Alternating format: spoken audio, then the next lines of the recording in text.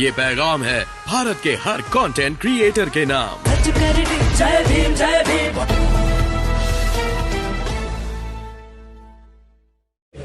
जब हम घर से निकलते हैं और ये चुनावी समय है, कोई ना कोई साथी बीच में मिल जाता है। अगर हम उसे ना मिले तो वो सोचता है कि भाई ये तो अभी नहीं मिल रहे हैं, लेकिन वो हमारी मजबूरी नहीं देखता कि हमें कहीं जाना है। तो फिर हम उससे जब मिलने के लिए रुकते हैं तो उसमें समय चला जाता है और जाम भी और तमाम तरह की परेशानियां भी है। कई कोई गाँव में निकलते हुए ट्रैक्टर सामने से आता है, छोटी छोटी गलियां, तो समस्या खड़ी हो जाती है। लेकिन फिर भी हम कोशिश करके समय समय से पहुंचने का काम कर। मैं सबसे ज्यादा अपनी माओ बहनों का, वो बेचारी लंबे समय से मेरा इंतजार कर रही है। कुछ लोग तो कुछ रास्ते में खड़ी थी, जैसे उन्होंने मेरी गाड़ी आते देखी तो ये भी पीछे पीछे होली की वजह, चलो वो आ गया है, अब हम जाकर सुनेंगे। तब से तो ये इंतजार कर रही थी कि भाई अभी तो माइक तो बज रहा है, गाने आने बजने आए तो है नहीं, तो जब आ जाएगा तभी चलेंगे। ऐसा ही होता है, क्योंकि काम धाम भी तो करने होता है ना। दुनिया में सबसे कीमती होता है कम समय, और समय लौट के वापस नहीं आता। ऐसे ही आज जो समय वो भी लौट के वापस नहीं आएगा। कहते हैं जब सांप निकल जाए लकीर को पीटते रहो, फिर लकीर को पीटने से कुछ भी नहीं होता, ये मौका होता है। जैसे आप 11 महीने तैयारी करते हैं और 12वें महीने में आपके फाइनल एग्जाम आते हैं, आप पेपर देने के लिए जाते हैं। अगर पेपर में आप कॉपी खाली छोड़ के आओगे तो नंबर कितने मिलेंगे? सफाई के भी नहीं मिलेंगे। तो वैसे क्योंकि लेख में सफाई मांगते हैं, कोरी सफाई नहीं मांगते कि बिल्कुल ही खाली छोड़ दो। तो इसलिए हमने पिछले लंबे समय से 11 साल हो गए हमें सेवा के काम को करते हुए। सड़क पे हमने हर तरह की लड़ाई लड़ी, हर जुर्म जाति का मुंह तोड़ जवाब दिया। जब हम गरीबों की लड़ाई लड़ने गए तो तमाम तरह की जुर्म जाति का शिकार हमें होना पड़ा। 16 महीने जेल काटनी पड़ी, लाठियां खानी पड़ी, मुसीबतें झेलनी पड़ी, तमाम तरह के अपमान हमें भी और हमारे परिवार के जितने लोग हमारे साथ काम कर रहे हैं, संगठन के तौर पर बीमार भी परिवार के, उनके सबके परिवार को परेशानी उठानी पड़ी। लेकिन इन परेशानियों के आगे हम नहीं झुके, क्योंकि हमें अपने महापुरुषों के कारोबार को आगे बढ़ाना है। हमारे महापुरुष कह के गए कि मुर्दा लोग मिशन नहीं चलाते और जिंदा लोग मिशन को नहीं रुकने देते। हम जिंदा लोग हैं, हमारे ऊपर कर्ज है। हमारे महापुरुषों ने अपने 4 बच्चों को कुर्बानी देके हमें अधिकार दिए हैं। उस अधिकार को हम किसी भी कीमत पर छीनने नहीं देंगे। उस अधिकार को हम लोग बचाएंगे।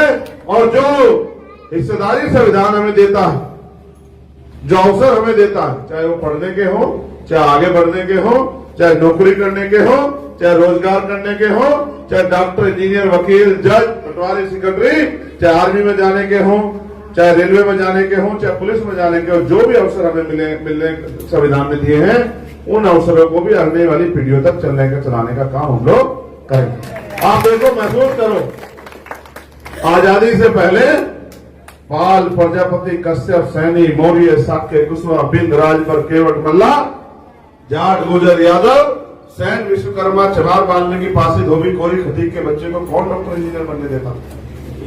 कौन कुर्सी में बैठने देता था? कौन वकील से बनने देता था? कौन जो है इस तरह की आजादी देता? देखिए कि अलीगढ़ में नहीं, अजमेर में, राजस्थान में टीवी पे चल रही है कि पानी कुएं से भरने नहीं दे रहे दलित समाज के लोग। अभी मैंने इस सुबह ही बात की, आगरा में एक दलित समाज के व्यक्ति को पीट के एक नौजवान को 22 साल के मार किया। और यहीं आपके बराबर में नजीबाबाद में, मुख्तियारपुर गांव में फाग वाले दिन है तलवारों से हमला करके कितने ही बच्चों के साथ जुर्म ज्यादती कर दी। किसी कमर चीर दी, किसी का गला चीर दिया, किसी का हाथ चीर दिया। और तो और महापुरुष समझा के हम लोग नहीं समझे। उन्होंने बताया कि जिनका राजकाज नहीं होता, जिनके पास नेता नहीं होता, जिनके पास दल बल नहीं होता, उनकी समस्या का हल नहीं होता, उनको न्याय भी नहीं मिलता। और हमने यहाँ देखा नजीबाबाद में जब तक हमारी टीम नहीं पहुंची तो जिनके हाथ भी कटे हुए थे उनको अस्पताल में भी नहीं भर्ती कर रहे थे और उनको उनकी रिपोर्ट भी नहीं लिख रहे थे। फिर हम लोग पहुंचे, उनकी रिपोर्ट लिखवाई और रात को 3:30 बजे तक उनको अस्पताल में भर्ती करा के फिर हम गांव को वहां पहुंचे कि भाई इनकी जान की रक्षा होनी जरूरी है। कल फिर हमें पता लगा कि इलाज में कोई कमी है तो हम दोबारा से पर्चा भरते हॉस्पिटल में गए और जो बच्चे भर्ती नहीं थे उनको भर्ती कराया। और जो 5 बच्चे हमारे पकड़ रखे थे उनको अधिकारियों से बात करके छुड़वाया कि निर्दोष लोगों को छोड़ दो। आज तुम ताकत में हो, आज बड़े बड़े नेता तुम्हें कह रहे हैं कि कुर्सी में बैठना है तो गरीबों को मारो, तो आप आंख क्यों बंद कर रहे हो? आपको नहीं पता सरकार आती रहती, कल सरकारें चली जाएगी। कल आज जो लोग नहीं बैठे कुर्सी पे, कल वो लोग कुर्सी पे बैठ जाएंगे। आज चंद्रशेखर आजाद कमजोर है, इसका भी वक्त बदल जाएगा, ये भी ताकतवर हो जाएगा। तो फिर कल क्या करोगे? फिर कल आप भागोगे? फिर किस दफ्तर में छिपोगे? फिर क्या नौकरी छोड़ दोगे? फिर तो संविधान के आधार पर अगर आप किसी पर जुल्म करोगे या जुल्म का साथ दोगे तो आपको भी सजा मिलेगी।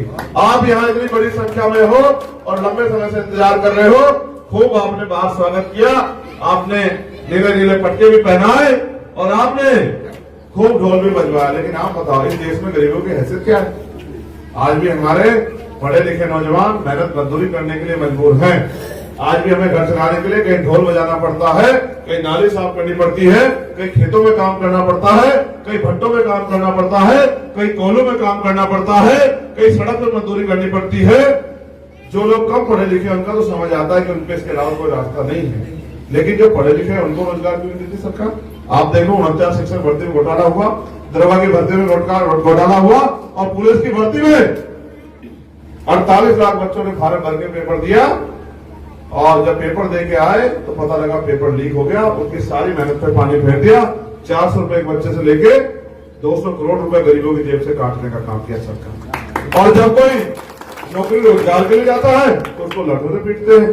देखो भाई, हमारे पास बाबा साहब अम्बेडकर हथियार के रूप में आरक्षण लेके गए थे। ये हथियार था गरीबी काटने के लिए कि भाई आप पढ़ो लिखो, नौकरी पे जाओ, रोजगार करो, अच्छी शिक्षा लो और फिर आपकी जेब में 4 पैसे आएंगे तो आपके पक्के मकान भी बनेंगे, आपके घर में सुख सुविधा भी आएंगी, साधन संसाधन भी आएंगे। लेकिन आप ये बताओ, जब SC/ST एक्ट पे हमला हुआ तो 2 अप्रैल 2018 को हम लोग सड़कों पे निकल के आ गए, 17 लोगों ने शहादत दी। लेकिन आप ये बताओ, ये जो आरक्षण जो हम पे हथियार है आगे बढ़ने का, जब इस देश में सारा सरकारी सिस्टम मिट जाएगा, प्राइवेट हो जाएगा, तो आरक्षण नाम के झंझने का क्या करोगे भाई?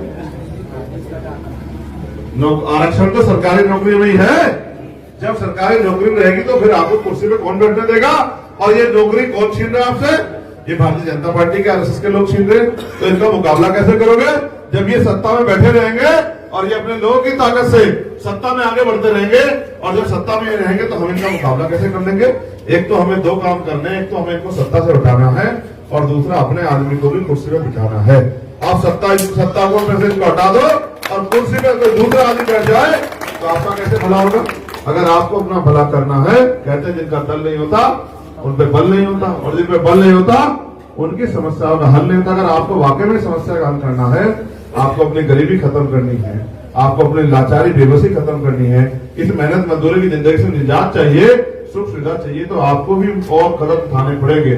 हमें तो बाबा साहब अम्बेडकर ने राजकाज के लिए तैयार किया था, लेकिन राजकाज के लिए हम लोग मेहनत नहीं करते। 6, 7, 8 घंटे मेहनत करके अपना पेट पालने के लिए तो हम मेहनत करते हैं, लेकिन राजकाज लाने के लिए मेहनत नहीं करते, क्योंकि हम राजकाज की अहमियत नहीं समझते। इसका उदाहरण यह है कि कुर्सी खाली पड़ रही है कि हमारा आदमी ईंट में बैठा रहेगा, जमीन पे बैठा रहेगा, लेकिन खाली कुर्सी में उसकी निगाह। ये फोन करोगे ये भी बात आगे बढ़ेगी। और आपको भी कह रहा हूँ, ये मेरी बहनें जो बैठी इधर आओ जल्दी, मेरी सारी बहनें, ये जो छोटी छोटी बहनें इधर आओ जल्दी, भाग जाओ, घबराओ इधर को, आ जाओ आ जाओ आ जाओ आ जाओ। जब तक चंद्रशेखर आजाद है, स्वाभिमान सचिव आ जाओ, आ जाओ, पीछे जो खड़ी आ जाओ जल्दी, इधर आओ, यहाँ मेरे पास जल्दी, इधर आ जाओ, जल्दी आ जाओ, सारी सारी आओ, स्पीड बढ़ा लो, समय कम है।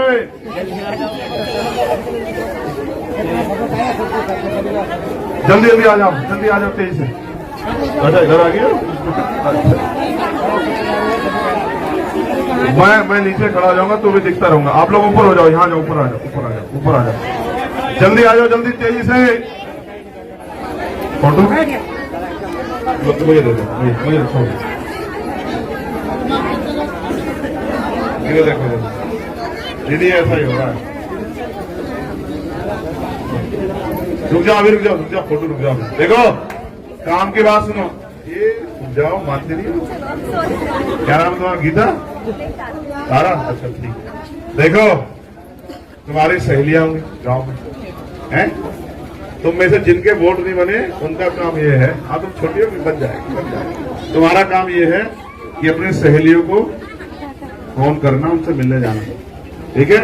और उनको कहना कि हमारे भाई को वोट देके उसको ताकत देना, क्योंकि जब हमारा भाई बढ़ेगा आगे तभी हम बहनों को देगा रोजगार और सम्मान का जीवन। ठीक है, करोगे नहीं करोगे मदद? पक्का? जोर से बोलो। ये तो हंसती हंसती रहती है, बोलते तो है। ठीक है, फोटो किसे किसे खिंचवाना, हाथ खड़े करो, किसे फोटो खिंचवाना है। अच्छा, तो भाई ये पीछे वाला खाली करना है, ये वाला, ये पीछे वाला प्रधान जी खाली कर देना भाई, ये तखत।